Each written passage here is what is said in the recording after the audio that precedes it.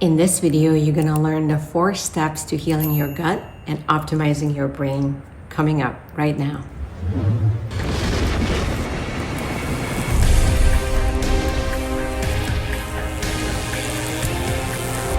Today's guest is Dr. Anna Freire. She practices naturopathic medicine in Ontario, Canada.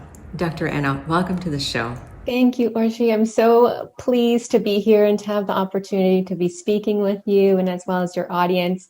Gut health and mental health are my 2 passions. So I always get very excited when I'm able to share with everyone.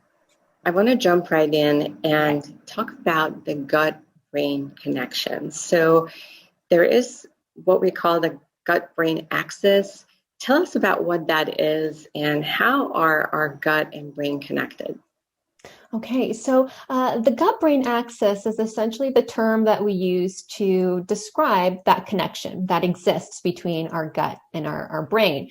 And it's made up of 2 parts, roughly. One is obviously our central nervous system, which is our brain and our spinal cord, and then the peripheral nervous system. And in this case, we're talking about the enteric nervous system, which is the one that's found in our gut. And very simply, it's just like a mesh of neurons that's found within the gut that basically feeds back to the brain or relays information of what's happening in our digestive system.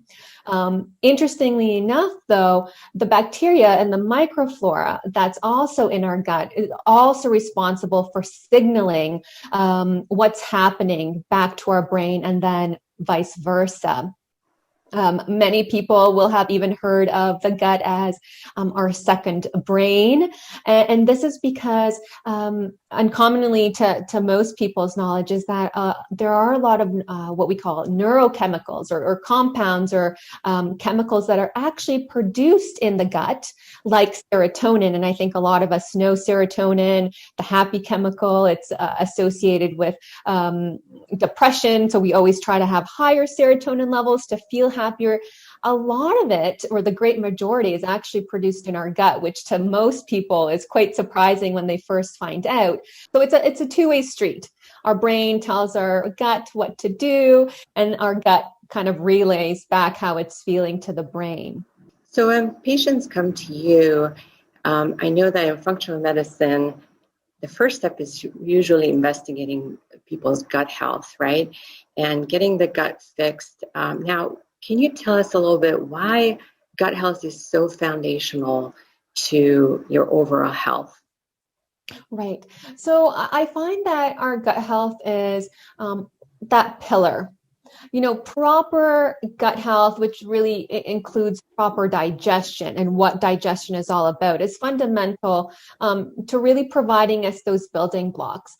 If we're taking food in or consuming something and our digestion isn't working optimally, we're not going to absorb the nutrients we need. We're not going to make the most, even if you're eating the best quality diet, whole foods, if you're not really making the most out of that, you're not really kind of squeezing out that goodness and using it for why you're eating the food in the first place, then right there, we're going to be kind of at a standstill in terms of our overall health from there on. It's like a domino effect. If we don't have the nutrients we need, we're going to run into deficiencies, and that's going to be a cascade of issues overall.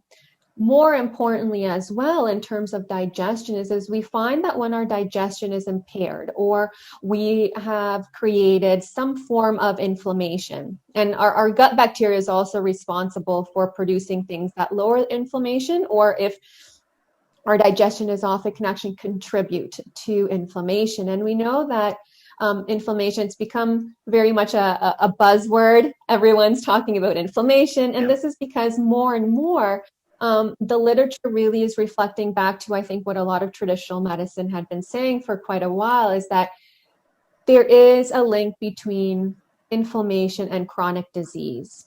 So the more we can reduce that inflammation, the better you are at staving away some of that chronic disease, or if you do find yourself already, dealing with a particular condition, if we can manage that inflammation, it's also going to improve, your overall well-being, and even the markers of that disease. So really honing in on that gut health, it's really our front line, as I sometimes describe, right? It's our gatekeeper. If we can keep that working well, it's going to serve us better in the long run.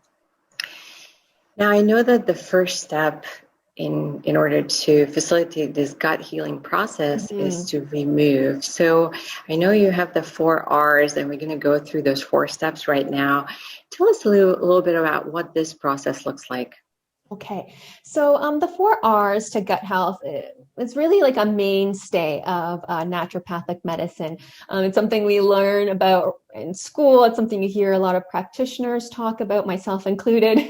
And it gives you 4 relatively simple, at least in terms of approach, steps to take to, one, try to prevent some of those insults or injury from happening, and then also promoting that healing for the gut. Now, as you mentioned, there are 4 steps. So the first one, as you've mentioned, is to remove. The second, some practitioners will call it replace. I like to call it more for like a restore. So coming from a place of restoration, it's almost like, now that flipping houses is a big thing. So it's almost like flipping your own health. So restoring the things that you might have lost because of it.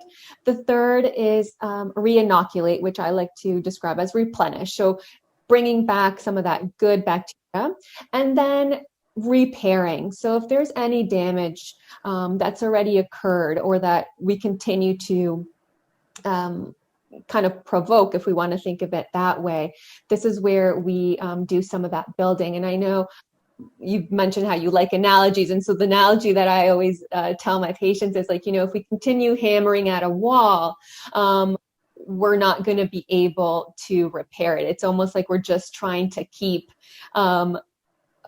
steady where we are, but we're not really making any progress.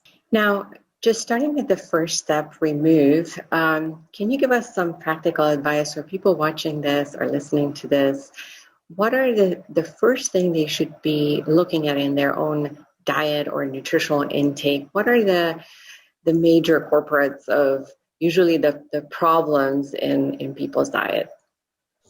Right. So I know sometimes it can be very polarizing when we have this conversation, especially around food. Sometimes we're very stuck in our ways, even sometimes when we know things aren't helping us. When somebody comes in and tells you, you really shouldn't be having this, or you shouldn't be having that, sometimes we can get a bit defensive. That to say that the process of removal should be a temporary one. Obviously, there's exceptions. There's things that probably are never going to be too good for us.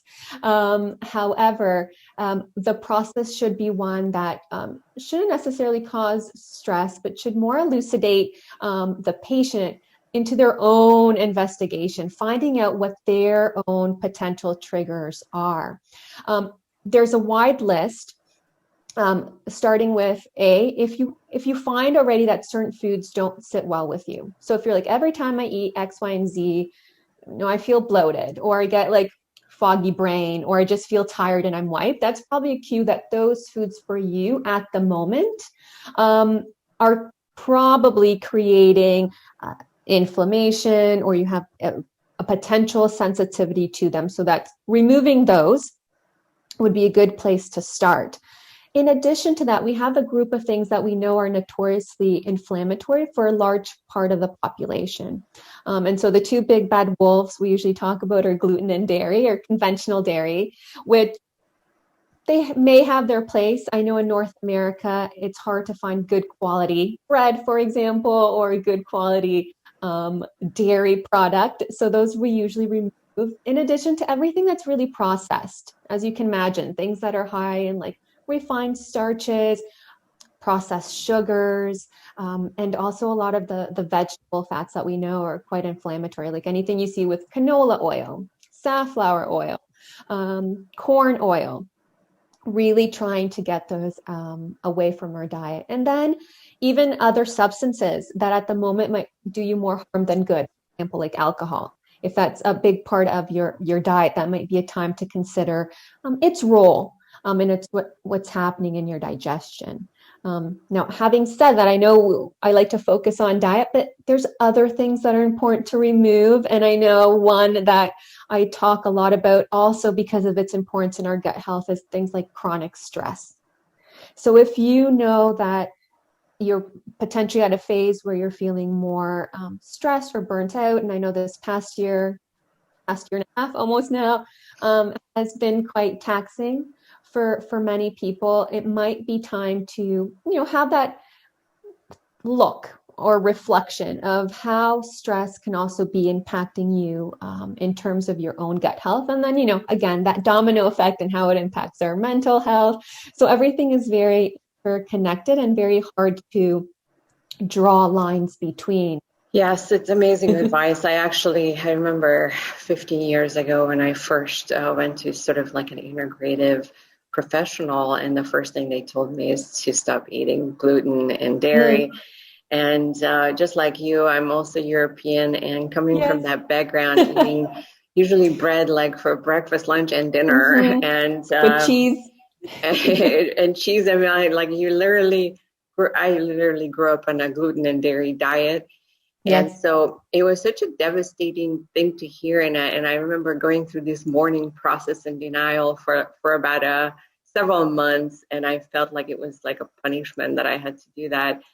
So I had to have like sort of an attitude change and also gain a lot of understanding about what gluten and dairy was doing to my body. And I had this initial diagnosis of Hashimoto's thyroiditis, and within a year, I was able to reverse that, and that condition really doesn't even come on the radar anymore because I stopped eating gluten and dairy, and it was very, very hard to do. And so I just want to encourage the people watching this that I know changing our diet is incredibly difficult, but it is usually a good place to start. Now, stress is such a big thing, and it affects everybody, right?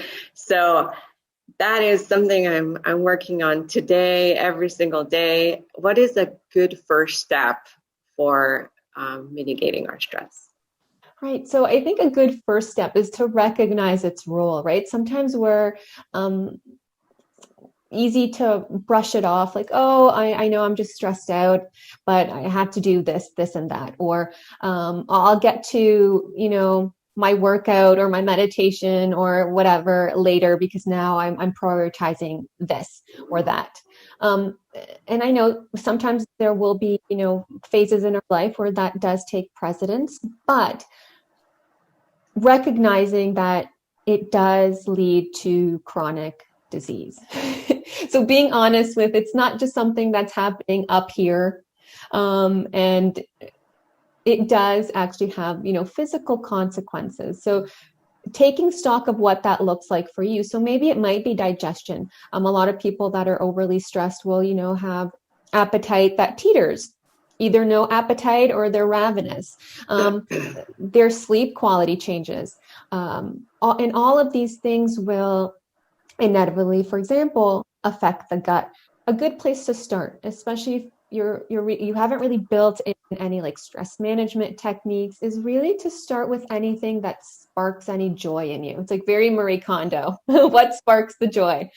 So if that's listening to your favorite song and moving your body, even if it's 5 minutes to get you out of your head, get you into your body, it's a great start. If it's a hobby you might not have been doing for a while, like painting or singing, going out for a walk, just even if it's in your backyard or down the street, with whatever small step it might be, it's starting to build in that time where you're really allowing your body to relax and turn on what we call the sympathetic or the parasympathetic nervous system. So we go from fight or flight, which is usually how we always operate on 24/7 stress, like wondering where the next deadline is going to come in.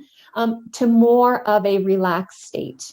I really love the idea of practicing that right before we eat, and maybe just even taking a couple of deep breaths or doing the box breathing or any of those exercises, like literally just 2 minutes right before we start our meal, because we do that several times a day.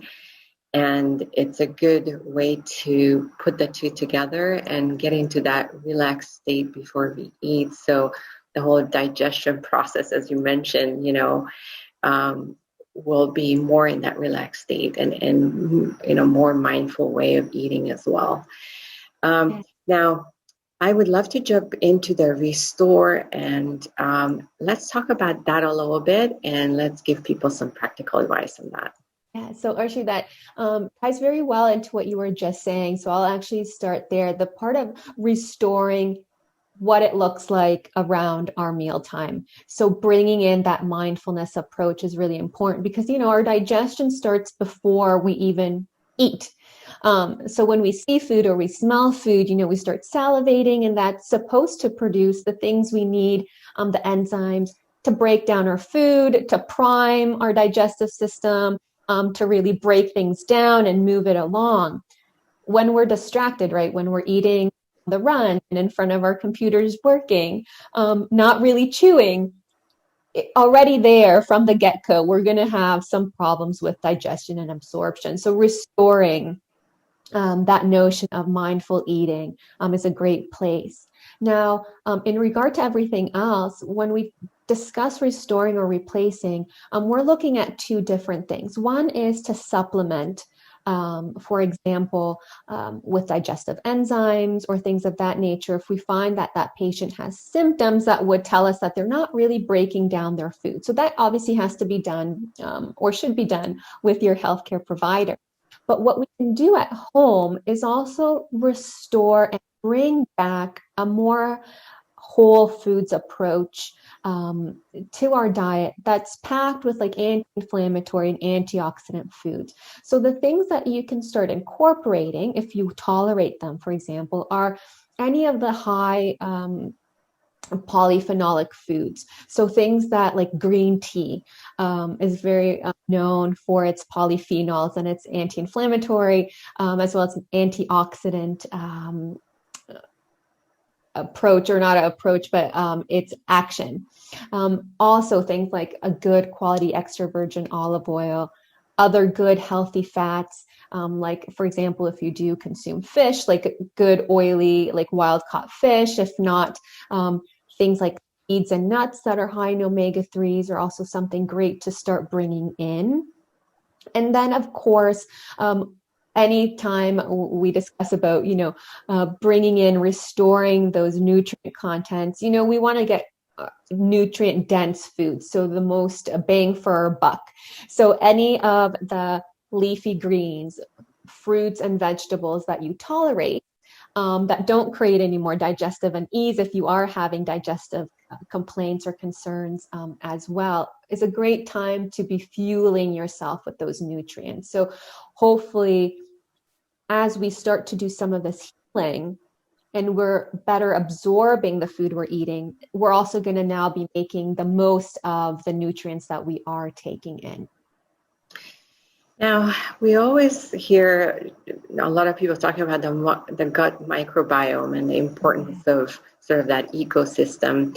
So tell us a little bit about replenishing that and repairing that. How do we go about doing that? Yeah, so it's a huge topic. It's like each of these little steps seems to be like, if we wanted to expand, would be a segment on their own. But in a nutshell, the actual microflora that's in our gut is responsible for a lot of things, including mediating our immune system, producing anti-inflammatory compounds. And interestingly enough, now there has been literature that ties specific strains to specific like mental health outcomes, especially when we talk about anxiety, depression, dementia. There's more and more research in terms of if we have a balanced and diverse gut flora, the better we are either to stave away some of those conditions.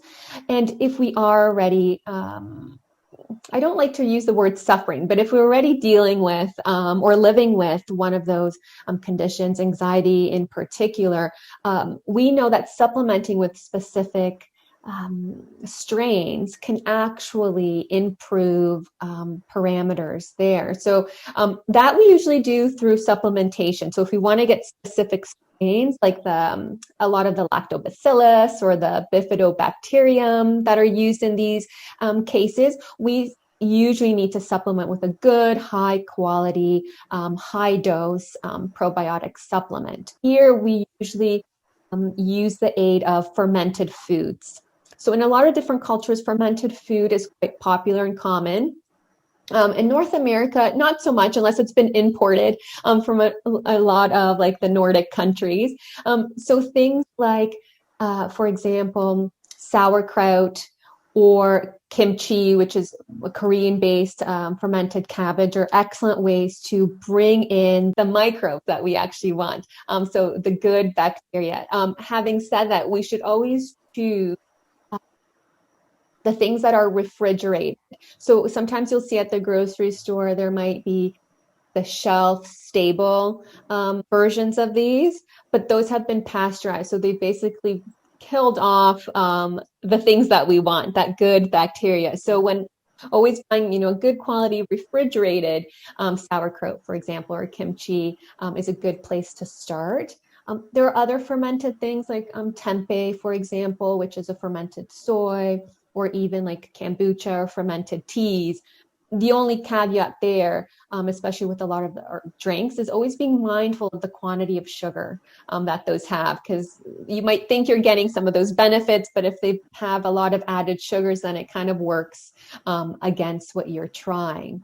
I usually advise whenever we're introducing something like fermented food or probiotics, if it's your first time, to go slow and build up how much you're consuming. Because, when we try to introduce some like new live bacteria, that can, lead to a little bit of bloating or cramping as, the guys are kind of just coming in and repopulating and setting up shop. So we want to make sure we're not just all of a sudden consuming a cup of sauerkraut in one day if it's not something that is traditionally in your diet.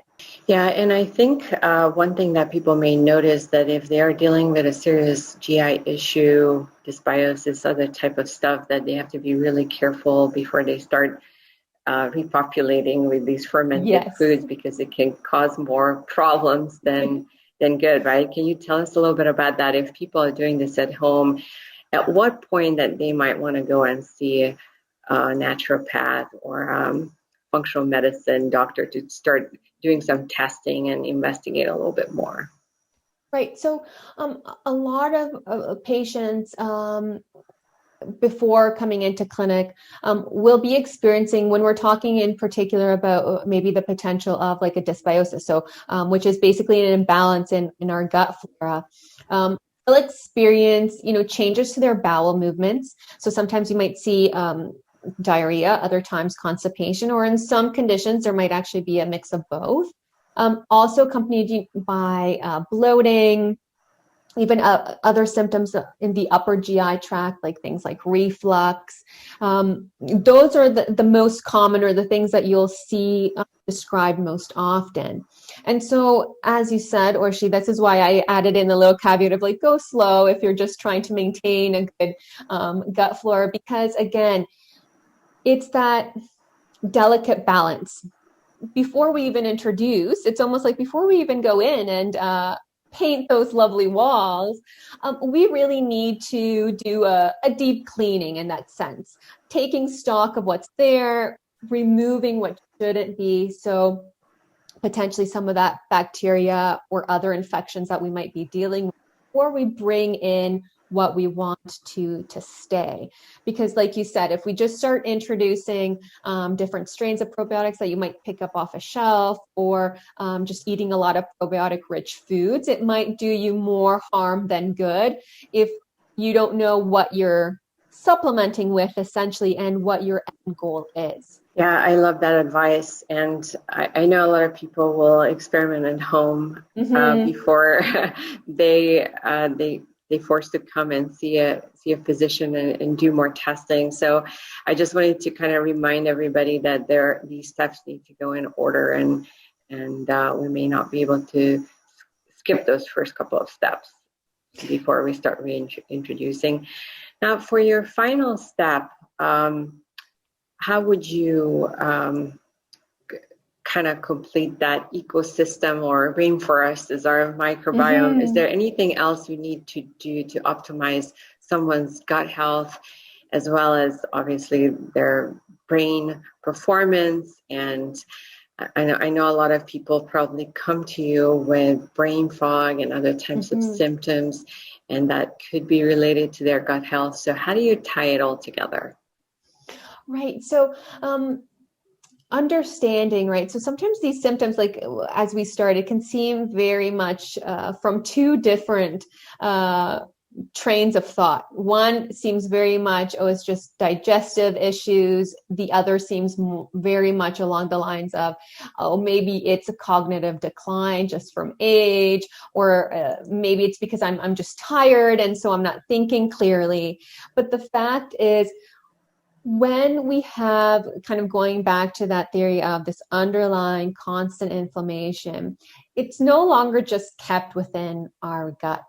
So it becomes more of what we call like a systemic issue. So from joint pain at times to just low energy levels. And then even in terms of our cognitive processes, what's happening in terms of how we can actually retain information, or process the things that we do need to do during the day. So sometimes brain fog is something that people will be able to identify more readily. And so what we want to do is, that tells us that, that fortress, that gut, isn't as much of a fortress as we need it to be. So in addition to, yes, removing those insults, repopulating with the appropriate probiotic strains and our nutrients that we may need, at times there might actually be a place, and more often than not, for actually repairing.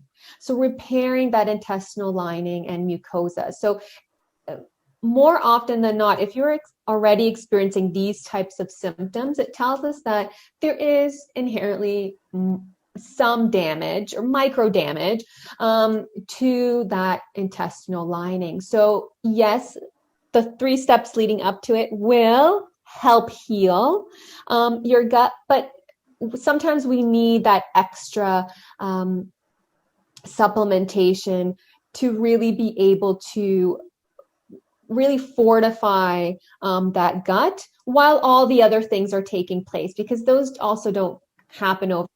Changing our diet, being on a good quality probiotic, or bringing that mindfulness picture into play, take time. So this will help speed up that healing. One of the things that a lot of your audience members might have heard is like L-glutamine. It's talked a lot in the circle of gut health or gut healing, used in a lot of conditions, things like IBS, for example.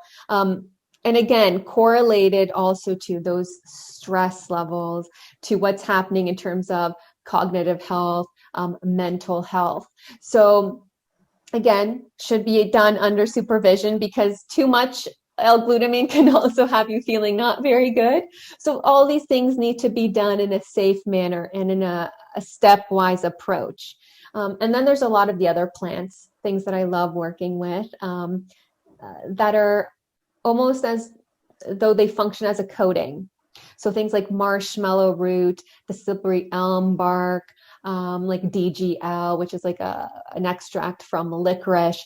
They're very much almost like a protective barrier. And in and of themselves, they also have compounds that also help in terms of healing that gut barrier, that mucosal lining. And then there's other things that might be important to that particular patient that you might not even think of when it comes to gut healing, but things like vitamin D, zinc, those might also play a picture for that particular person, again, based on their needs, their initial symptoms, and what we're trying to achieve. So there's a whole world of tools at our fingertips for the actual healing of the intestinal lining while we put in the effort of everything else we've discussed. That's amazing advice. So we went through this process of sort of identifying and repairing our gut health. Now, how do we maintain it now? So assuming that we have now better, we are in a much better situation than where we started, how do we maintain that diversity of our microbiome and good bowel movements and all those important things that are so important for our health and our immune system and for just our vitality in general? Right. So that's a great question, because it's like, okay, I've done the work, but now how does this stand up to the wear and tear of every day, right? So this is when I have that conversation about, okay, are we putting in those foundational pillars of health? And usually those are, maintaining an adequate diet. It shouldn't be a strict diet, but it should be one that works for you. And, that 80-20 rule really does go a long way. If we're eating a whole foods, plant-based, good quality protein, if you do consume protein on the majority of your week.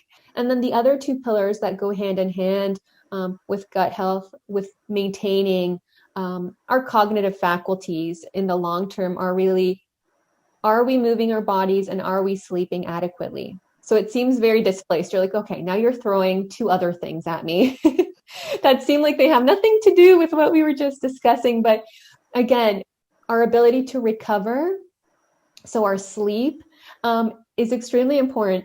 And even more so lately, they've done some research, and apparently how well we sleep can be linked to the microbiome and how diverse it is. And also, inversely, when we sleep, it actually promotes a better microbiome. So essentially, we need sleep. And if we're not getting good quality sleep, then we're going to start chipping away again at that fortress, at our gut health, at that microbiome. And then that, again, down the road leads to then issues in our cognitive ability, our age-related cognitive decline, anxiety and depression, even dementia.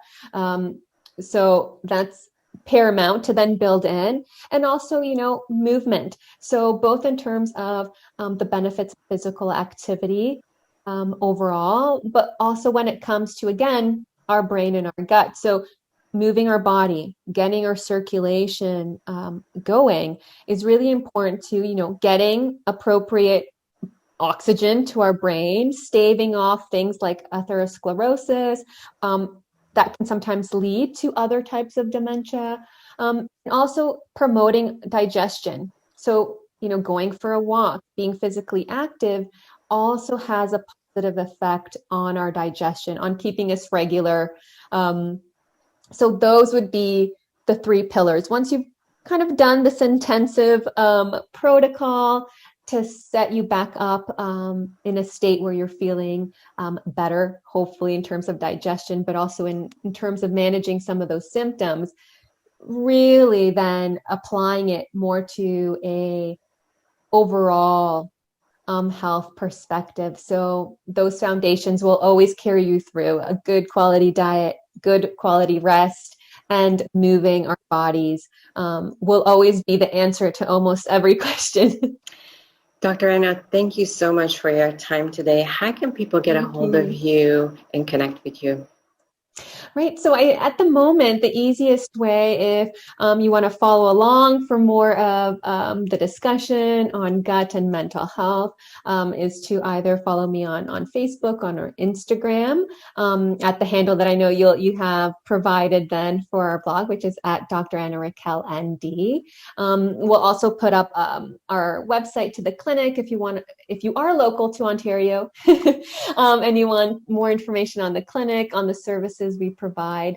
We're at ingoodhandswellness.com, so we'll have everything there for you. So we hopefully will be able to answer your questions if you reach out to me. And in the meanwhile, the website will be there if it's just for curiosity to see what more naturopathic medicine can potentially offer you. Dr. Anna, thank you so much for your time today. And if you're watching this, I hope you got some good value out of this content. My channel is focused on wellness, biohacking, and anti-aging. So be sure to subscribe, hit the bell icon, follow me on Facebook and Instagram. And until next time, my friends, keep your superhero capes on and stay legendary.